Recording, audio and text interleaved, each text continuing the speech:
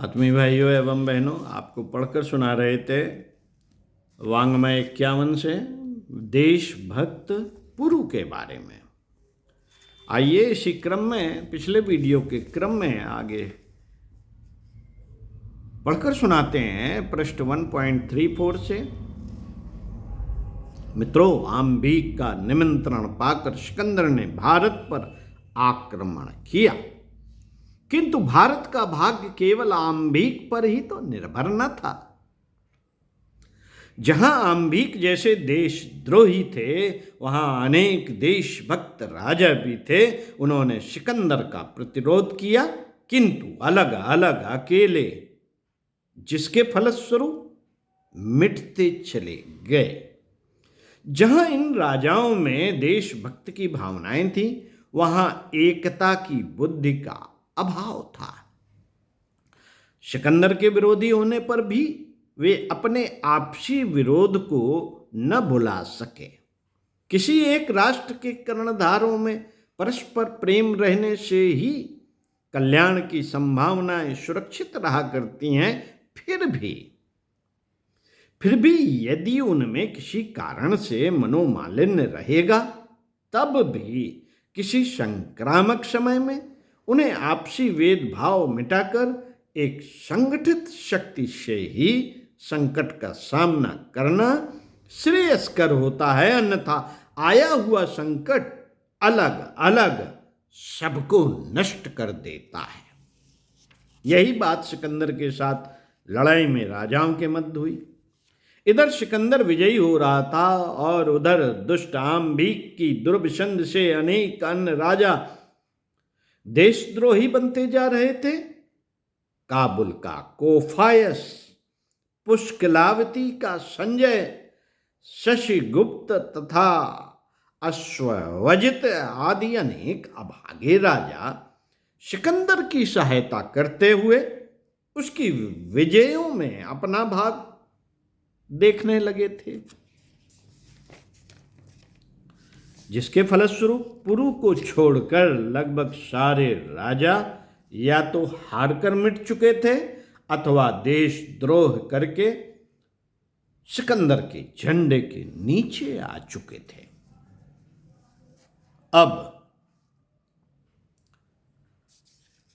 अब भारत के प्रवेश द्वार पर एकमात्र प्रहरी के रूप में केवल महाराज पुरु रह गए थे। अब प्रश्न यह उठता है कि महाराज पुरु बुद्धिमान देशभक्त होने पर भी अंत तक वे सिकंदरी युद्ध में तटस्थ रहकर लड़ाई क्यों देखते रहे? क्यों नहीं उन्होंने स्वयं ही नेतृत्व करके सारे राजाओं को संगठित करके सिकंदर का प्रतिरोध किया? प्रश्न है। महाराज पुरु ने प्रयत्न किया, किंतु हीन राज्य मद के रोगी राजा पुरु की योजना में शामिल नहीं हुए।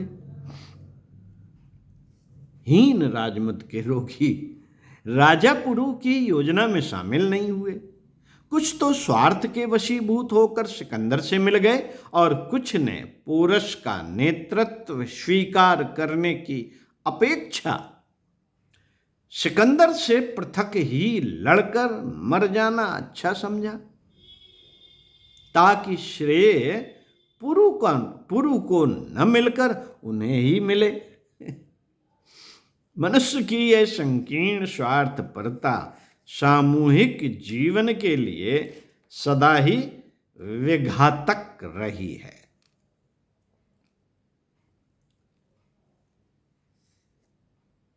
सिकंदर कपिशा से तक्षशिला तक के बीच की अनेक स्वतंत्र शक्तियों की कटीली झाड़ियों से लहूलुहान होता हुआ तक्षशिला आ पहुंचा, जहां आम्बीक ने उसका बड़ा विशाल स्वागत किया। अभी तक सिकंदर कपिशा के आसपास ही रहा। अभिसार देश का राजा महाराज पुरु का मित्र बना रहा,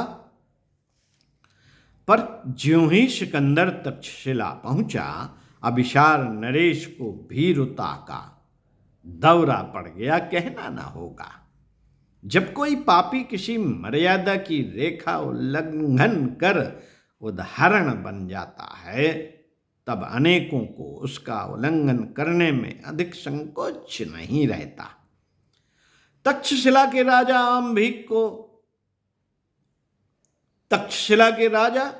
आम्भीक की देखा देखी अभिसार नरेश भी सिकंदर से जा मिला, जिससे पौरुष को बिल्कुल अकेला रह जाना पड़ा।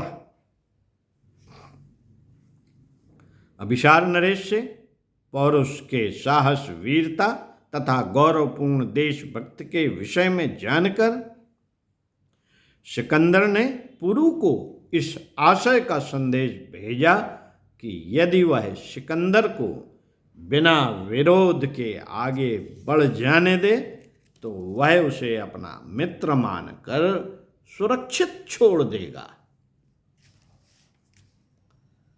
साथियों, सिकंदर का यह मैत्री संदेश स्वाभिमानी पुरु के लिए युद्ध की खुली चुनौती थी, जिसने सिकंदर को पंजाब में झेलम के किनारे ललकारा। घमासान युद्ध की संभावना से दोनों की सेनाएं नदी के आर पार डट गईं। झेलम के पूर्वी किनारे पर महाराज पुरु की थोड़ी सी सेना और उसके पश्चिमी तट पर देशद्रोही राजाओं की कुमुक के साथ सिकंदर का टिड्डी दल। बरसात के दिन थे, झेलम बाढ़ पर थी। सिकंदर का साहस नदी पार करने का न पड़ा। लगभग एक सप्ताह बाद एक दिन, जबकि रात में घनघोर वर्षा हो रही थी और पुरु की सेना बराबर पड़ी हुई थी, झेलम से लगभग 18 मील उत्तर में बढ़कर सिकंदर की सेना ने नदी पार करके पुरु की सेना पर आक्रमण कर दिया। सिकंदर के टिड्डी दल ने यद्यपि पुरु की थोड़ी सी सेना पर धोखे से आक्रमण किया था, तथापि पुरु के वीर सैनिकों की तलवारों ने उस अंधेरी में बिजली की तरह कौंध कर उसे पीछे हटा दिया। इस आकस्मिक युद्ध में 400 सैनिकों के साथ पुरु का पुत्र मारा गया, किंतु खेत पुरु के हाथ ही रहा। सिकंदर ने पीछे हटकर फिर सेना बढ़ाई और इधर पुरु ने बेटे का शोक किए बिना ही व्यूह रचना कर दी। हाथियों को आगे रख कर की गई व्यूह रचना के कारण महाराज पुरु की सीमित सेना भी सिकंदर की सेना को अजेय एवं दुर्धर्ष दिखाई देने लगी। सिकंदर ने बार बार प्रेरणा एवं प्रोत्साहन देने से वह बढ़ी। सिकंदर के बार बार प्रेरणा एवं प्रोत्साहन देने से वह बढ़ी सिकंदर की सेना और टक्कर होते ही भाग खड़ी हुई। वह क्षण निकट ही था। वह क्षण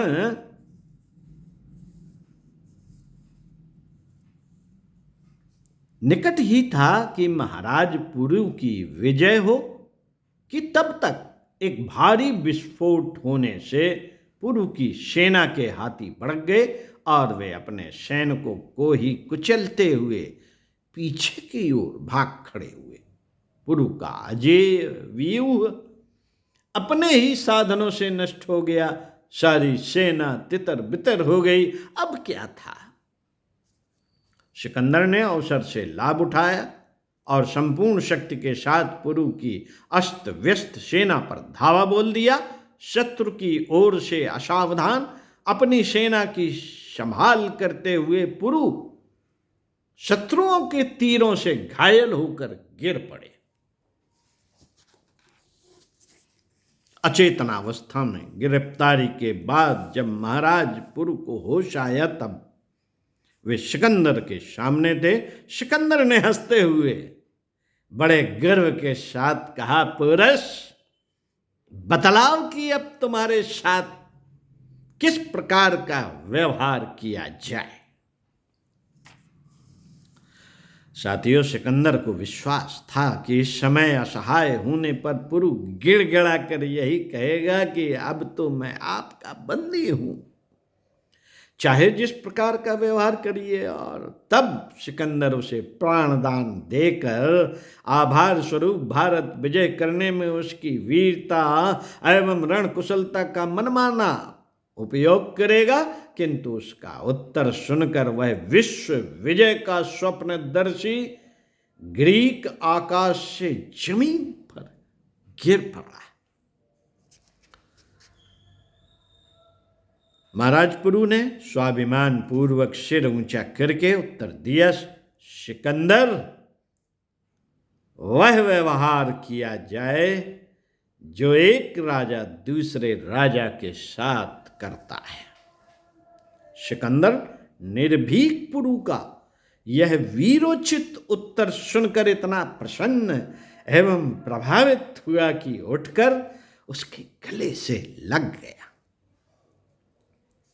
मित्रों, भारतीयों की वीरता और महाराज पुरु की विकट मार से सिकंदर की सेना की हिम्मत हवा हो चुकी थी।